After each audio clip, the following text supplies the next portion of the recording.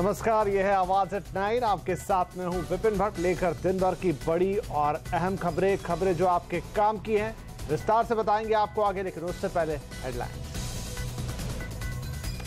Plywood और plyboard समेत कुछ आइटम पर घट सकता है जीएसटी। काउंसिल की अगली बैठक में करीब 150 आइटम्स पर टैक्स दरों पर चर्चा संभव। एसयूवी और लग्जरी कारें हो सकती है जल्द महंगी। सरकार सेस 15 से बढ़ाकर 25% करने की तैयारी में, लेकिन सरकारी प्रस्ताव में मायूस हुई ऑटो कंपनियां। विमिनेश की बात थी, उसमें हम थोड़ा धीरे चल रहे हैं, क्योंकि मैंने सोचा था कि अब तक शायद 1-2 कंपनी का डिसइन्वेस्टमेंट हो जाएगा, पर वो अभी नहीं हो पाया है। पद छोड़ने के ऐलान के बाद हमसे पहले एक्सक्लूसिव इंटरव्यू में बोले नीति आयोग के उपाध्यक्ष अरविंद पनगड़िया। विनिवेश की रफ्तार तेज करने की जरूरत, टैक्स दरों में कटौती की भी जताई उम्मीद। टाटा स्टील के नतीजे उम्मीद से रहे बेहतर, 900 करोड़ से ज्यादा का हुआ मुनाफा। यूरोप से मिली मदद, लेकिन भारत ने किया निराश। पर्यावरण को नुकसान पहुंचाने पर नहीं होगी जेल, कानून बदलने की तैयारी में है सरकार, लेकिन लगेगा 100 गुना ज्यादा जुर्माना। हफ्ते की सुस्त शुरुआत, सेंसेक्स निफ्टी मामूली गिरावट पर आज हुए बंद, लेकिन मिड कैप और स्मॉल कैप में रही जोरदार खरीदारी। राज्यसभा के लिए अहमद पटेल के चुनाव पर सस्पेंस बरकरार। एनसीपी ने किया बीजेपी का साथ देने का ऐलान। कल होने वाली वोटिंग के लिए बेंगलुरु से लौटे कांग्रेस विधायक। हरियाणा में युवती से छेड़छाड़ मामले ने पकड़ा सियासी तूल। कांग्रेस ने उठाए सवाल, कहा आरोपी को बचाने के लिए बीजेपी ने पुलिस पर बनाया दबाव।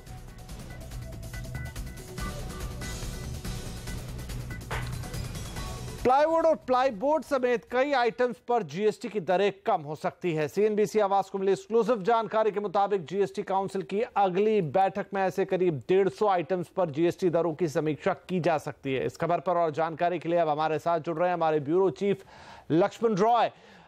लक्ष्मण, वो कौन कौन से आइटम्स हैं जिन पर जीएसटी की दरें कम होने की उम्मीद है?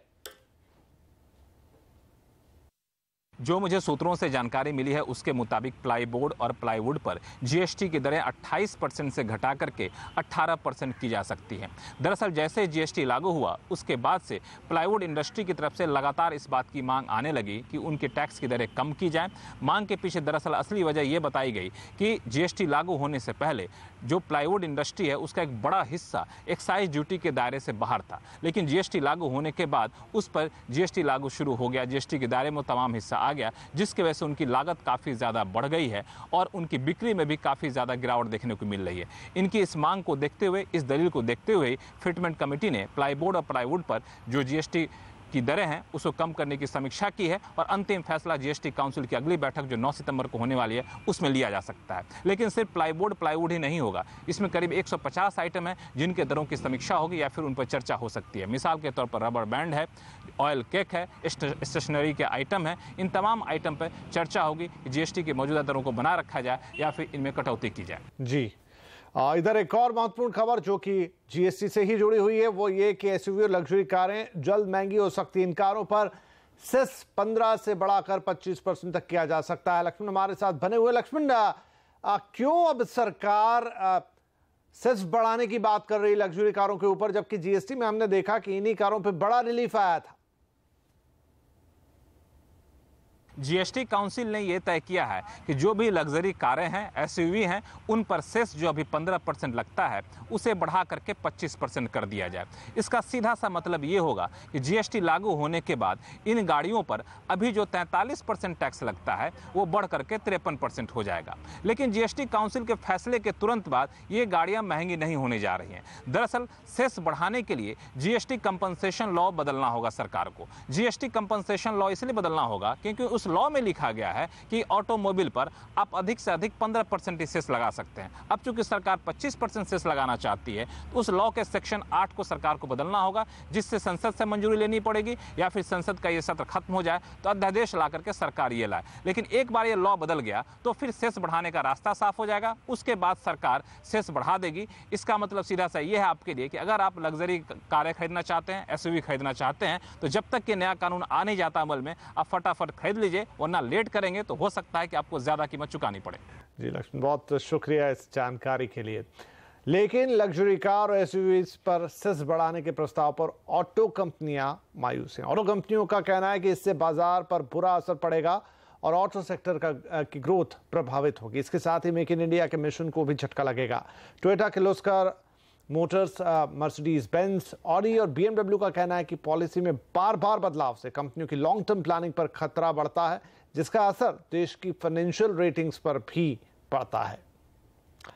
तो सेस बढ़ाने की खबर से इंडस्ट्री, जैसा हमने कहा, परेशान है। टोयोटा किर्लोस्कर के वाइस चेयरमैन शेखर विश्वनाथन का कहना है कि अगर सेस लगता है तो इसके बुरे असर भी देखने को मिल सकते हैं। अभी तो सरकार से बात करने में हमको ऐसा लगता है कि इमीडिएट फायदा तो नहीं होगा। सरकार तो समझनी चाहिए कि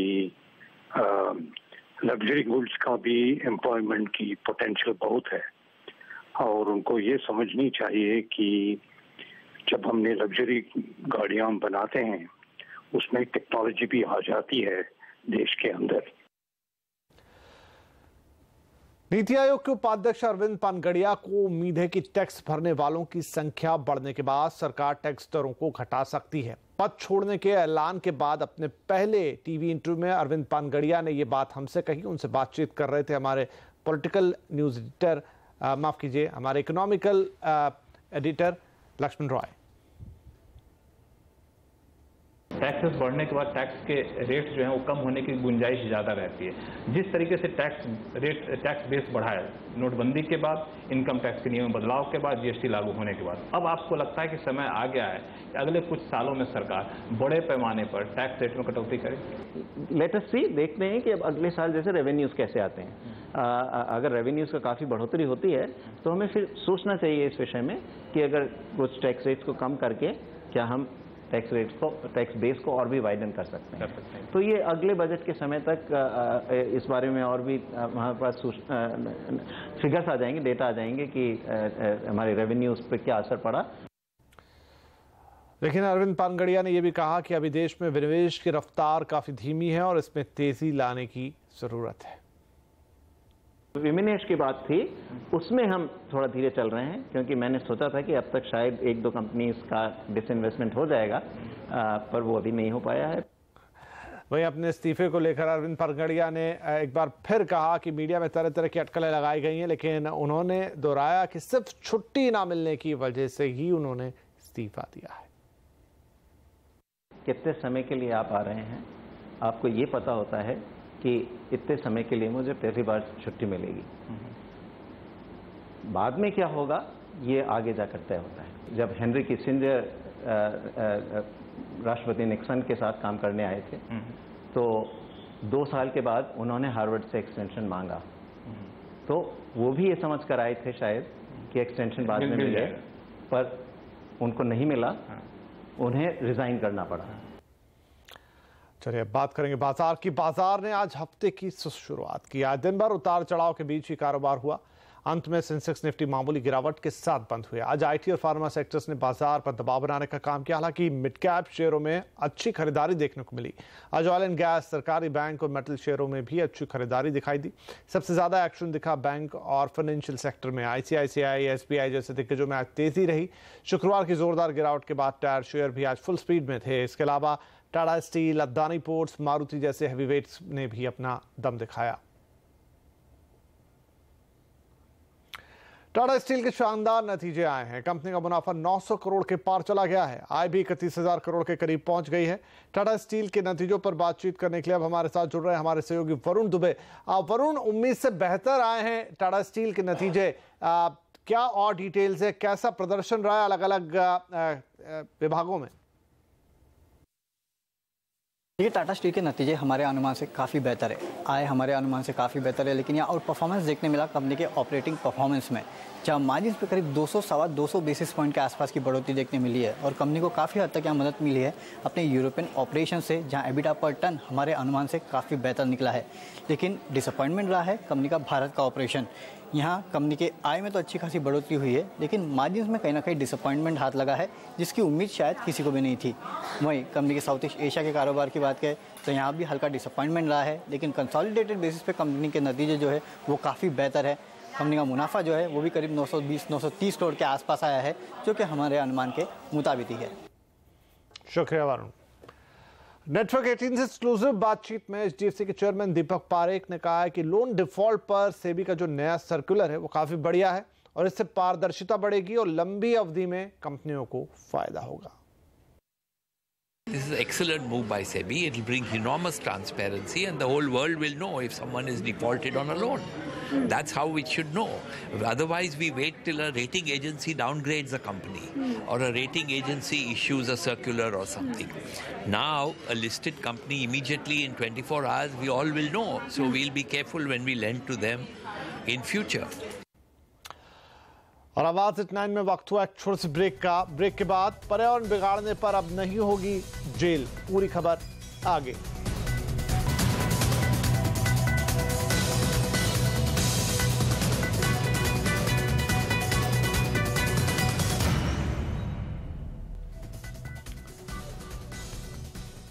लड़की से छेड़छाड़ के आरोप में अपने प्रदेश अध्यक्ष सुभाष बारला के बेटे के गिरफ्तार होने पर विपक्ष के निशाने पर आई बीजेपी अब नए विवाद में घिर गई है। हरियाणा प्रदेश बीजेपी उपाध्यक्ष रामवीर भट्टी ने इस मामले में पीड़िता लड़की को ही कटघरे में खड़ा कर दिया है।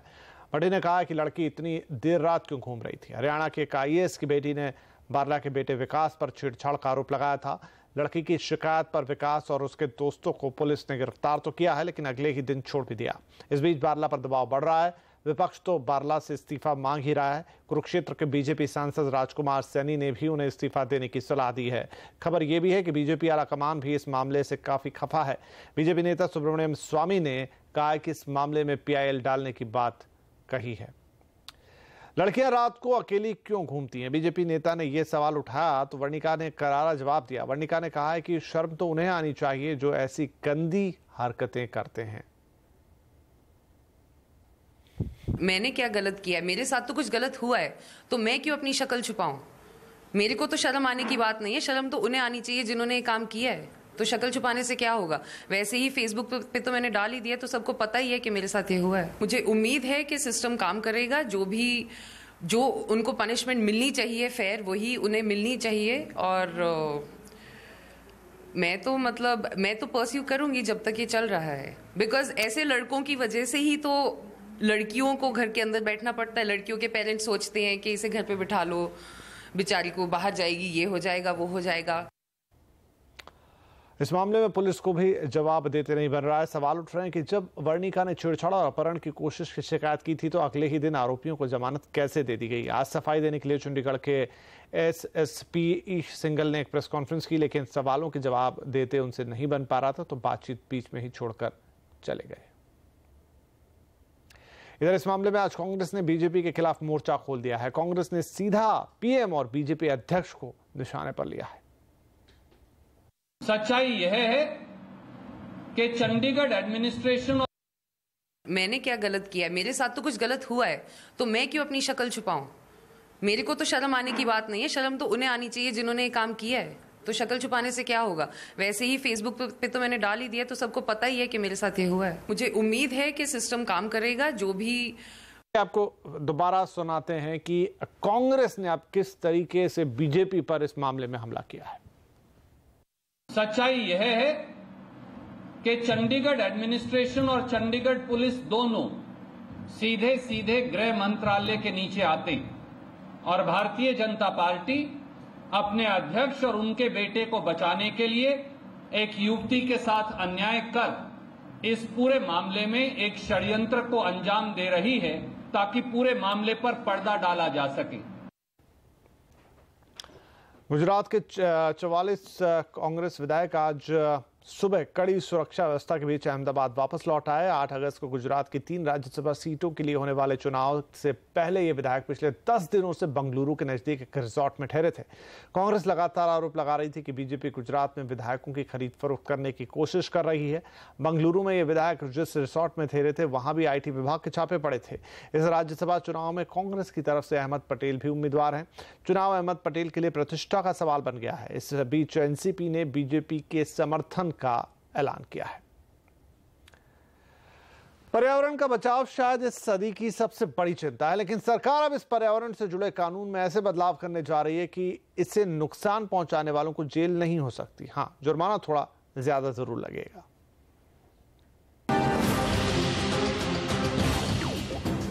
प्रदूषण से देश के हर बड़े शहर का दम घुट रहा है। हवा प्रदूषित, पानी प्रदूषित, लेकिन सरकार कानून में ऐसे बदलाव करने जा रही है कि जिसके पास पैसा हो वो पर्यावरण बिगाड़ सकता है।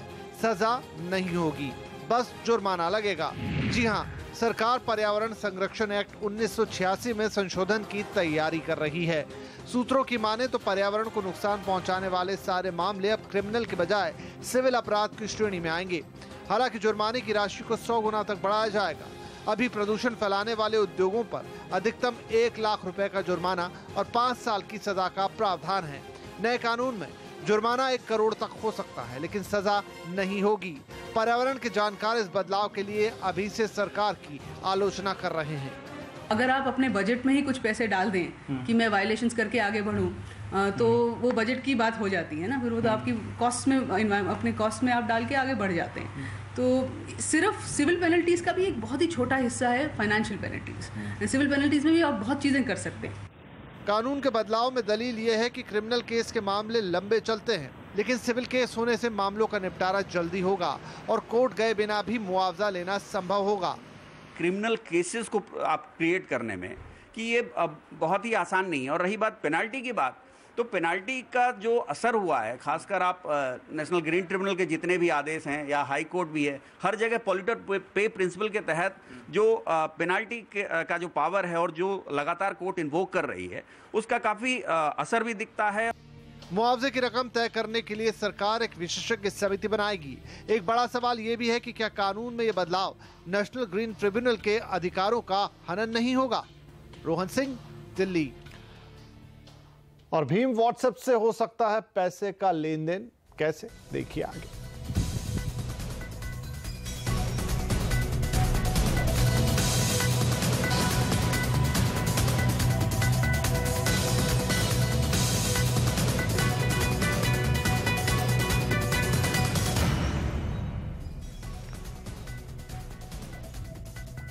हरियाणा और उत्तराखंड में अब सरकारी गोरक्षक तैनात किए जाएंगे। यह हाल तब है जब खुद पीएम मोदी कई बार गोरक्षकों की गुंडागर्दी पर चिंता जता चुके हैं। दोनों राज्यों में गोसेवा आयोग है, इसी के माध्यम से सरकार अब मान्यता प्राप्त गोरक्षक बनाने के लिए काम कर रही है। हरियाणा गोसेवा आयोग ने तो 80 लोगों को इस काम के लिए चुन भी लिया है। पुलिस वेरिफिकेशन के बाद सरकार इन्हें आई कार्ड जारी करेगी। मुंबई और दिल्ली में आज रक्षाबंधन का त्योहार बारिश, जाम, सरप्राइजिंग और हड़ताल के बीच मना। दिल्ली में बारिश के कारण लंबे लंबे जाम लगे। ज्यादा डिमांड को देखते हुए ओला उबर जैसी ऐप कैब कंपनियों ने भी खूब चांदी काटी। दिल्ली में तो ओला उबर ने 2 से 3 गुना ज्यादा किराया वसूला। उधर मेट्रो में भी सामान्य से ज्यादा भीड़ रही। इधर मुंबई की दूसरी लाइफलाइन कही जाने वाली बेस्ट की बसें ड्राइवरों के हड़ताल के चलते खड़ी रहीं। हालांकि अब शाम होते होते हड़ताल खत्म हो गई, लेकिन दोपहर तक चली इस हड़ताल से खासकर बहनों को काफी दिक्कतें हुई।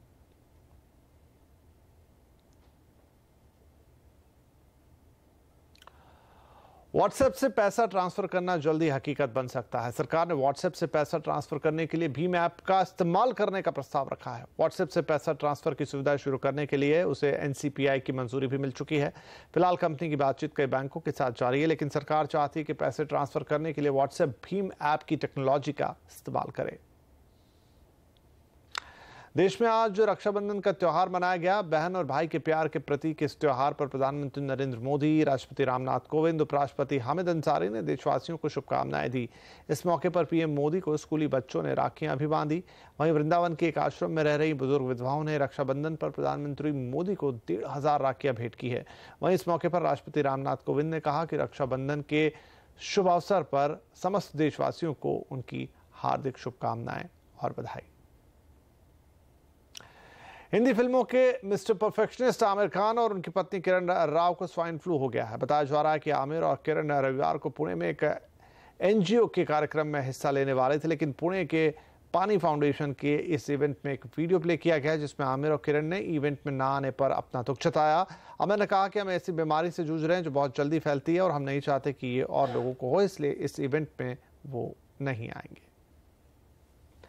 ऑनलाइन शॉपिंग करने वालों के लिए एक अच्छी खबर है। इस बार आपको फेस्टिव सेल के लिए अक्टूबर तक इंतजार नहीं करना होगा। इसी महीने लगेगी मिनी फेस्टिवल सेल और सितंबर में मेगा फेस्टिवल सेल, जिसमें मिलेंगे शानदार डिस्काउंट और ऑफर्स।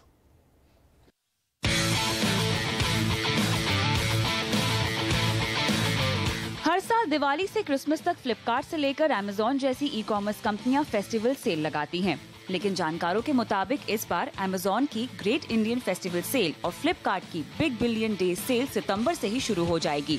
अगर आपको उतना इंतजार भी नहीं करना हो तो इसी अगस्त में 9 से 12 के बीच अमेजॉन पर आएगी मिनी सेल। फ्लिपकार्ट भी ऐसा ही कुछ कर सकती है। This year, among the top 3 companies, they are going to sell goods worth more than 1.2 to 1.5 billion during this festive season. Mobile तो एक कैटेगरी है जो हमेशा से ग्रो कर रही है। अभी the current focus is the current focus is on apparels, footwear, and home appliances. So these are some of the new categories on which the companies will focus. लेकिन ये सौदा कंपनियों के लिए भी काफी सौगात लेकर आएगा। जानकारों की माने तो इस बार जल्दी सेल लगने से फ्लिपकार्ट और अमेजॉन की बिक्री में 66% की बढ़ोतरी हो सकती है। The state of India's online retail market in 2017 report का कहना है कि इस साल की सेल करीब 10,000 करोड़ रुपए की हो सकती है। ये पिछले साल महज 6,000 करोड़ रुपए की थी।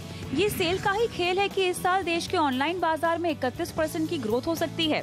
फॉरेस्टर के मुताबिक पिछले साल जहां ये बाजार 10,000 करोड़ रुपए का था, वहीं इस साल ये 14,000 करोड़ रुपए का हो सकता है। ई कॉमर्स कंपनियों के बढ़ते कारोबार के बोलते लॉजिस्टिक कंपनियों को भी बिजनेस 3 गुना बढ़ने की उम्मीद है। निधि राय, मुंबई। तो फेस्टिव सीजन की शुरुआत के साथ ही सेल का सीजन भी हो रहा है शुरू। चलिए, आवाज इतना ही में आज के लिए इतना ही, लेकिन आप बने रहिए CNBC आवाज के साथ। ट्विटर, फेसबुक और YouTube के जरिए लगातार रहिए अपडेट। नमस्कार।